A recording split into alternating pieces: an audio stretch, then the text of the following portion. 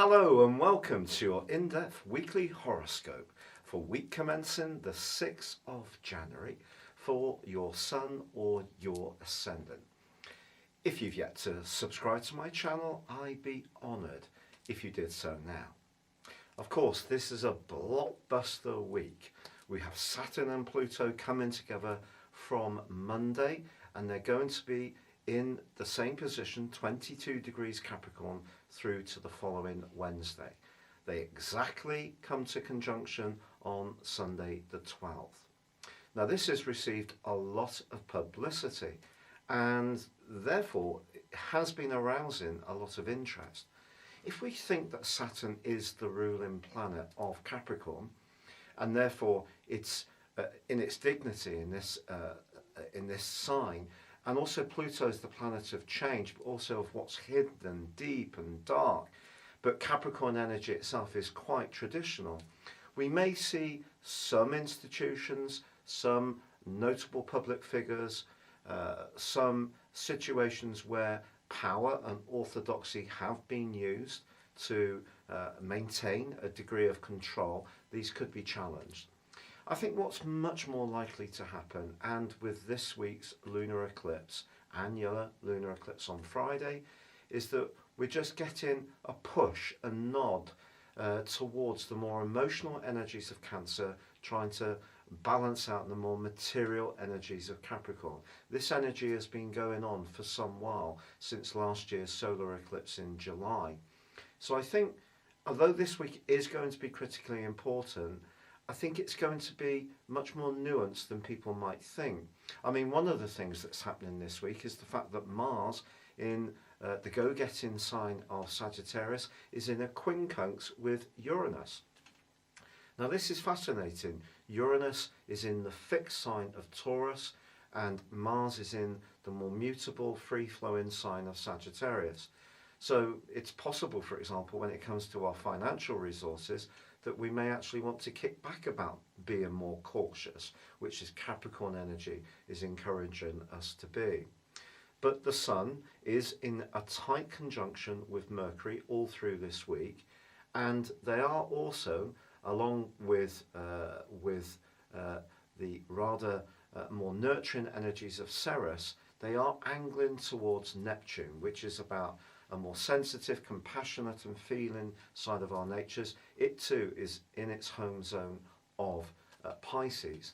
So I feel that although there can be something around the basic plates and at the basis of our existence that does start to shift, I think it really is going to be once Jupiter and Saturn initially and then Jupiter latterly this coming year, move into Aquarius, and Pluto arrives in Aquarius in 2023, that we're really going to see the new world order emerge.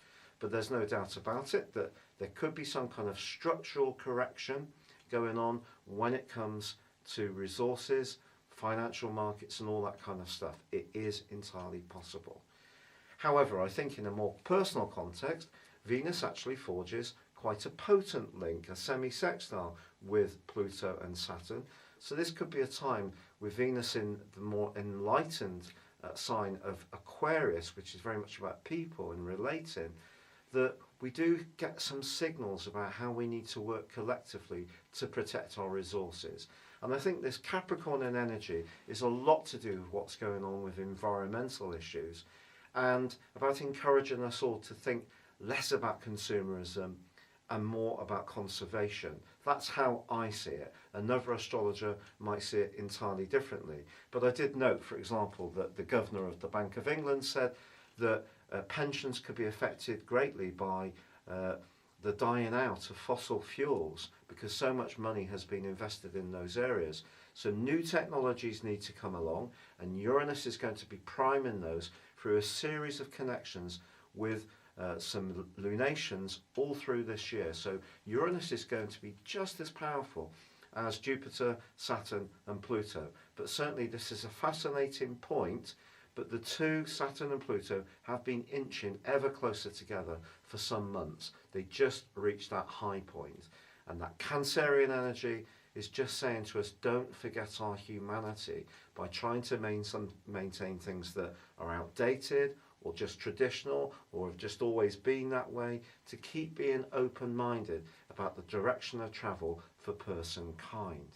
Your specific forecast, Taurus, suggests that travel, expanding your horizons, even higher education can all be very important to you this year. You probably are feeling that sense that change is coming. And even if you have got some life patterns, associations or interests which are as cosy as a pair of old slippers, I think the coming together this week of Saturn and Pluto and their connection to your ruling planet of Venus suggests that it could be around your work or your business associations that the change can happen as much as anything else. But of course, this is a year which sees Jupiter mainly in your sister Earth sign of Capricorn. Jupiter is about growth, it is about optimism. So there's a lot to be excited about this week.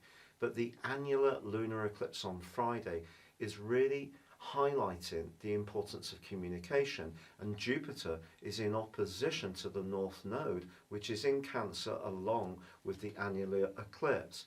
So there could be something that you do think about very deeply. Jupiter is about philosophy, it is about learning, so therefore knowledge, or it could be a discussion you have or a trip you have which does change your outlook in some way this week. Perhaps it's someone you're going to encounter that has a different world view, but one actually that can be quite fascinating to you. But you do have a side of you that can be a little bit direct, and you might be surprised how that comes out this week, because Uranus in your sign is in a quincunx with Mars, which is in a very deep and passionate area. So you could just tell someone very straight, perhaps someone who's not listening to the way that your situation is evolving, and you want them to listen up to what you have to say, and you could be a bit more direct. But I think if you are, actually, do you know, it could be very good for them, particularly if they have been rather keen for you to stay the way you were, when you can see that some kind of evolution or change is almost inevitable at this time. It's been a real pleasure being with you, Taurus. If you'd like to know what 2020 will hold for you as an individual over and above your zodiac sign, please see the link beneath this video where you can order your 12-month personal horoscope, get your character analysis for 30% off. But for now, good luck and goodbye. It's been a real pleasure being with you. If you'd like to go beyond your zodiac sign and discover what 2020 will hold for you based on your personal birth data of time, date and place of birth, please see the link beneath this video. You can get the rest of this year free and 30% off. But for now, good luck and goodbye.